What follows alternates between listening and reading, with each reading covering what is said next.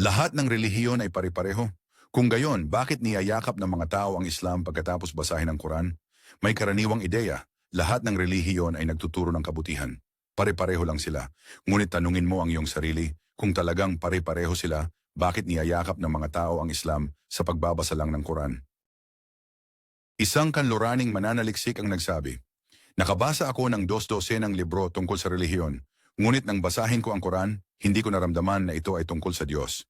Naramdaman kong ito ay mula sa Diyos. Ang Quran ay hindi lang nagsasabing, manampalataya ka. Tinatawag ka nitong magmuni-muni, mag-isip, magtanong. أفلا تعقلون أفلا يتدبرون القرآن Ang Islam ay hindi nangangailangan ng sinumang tagapamagitan. Walang pari o sinumang klerigo. Walang mga komplikado o mahirap na ritual.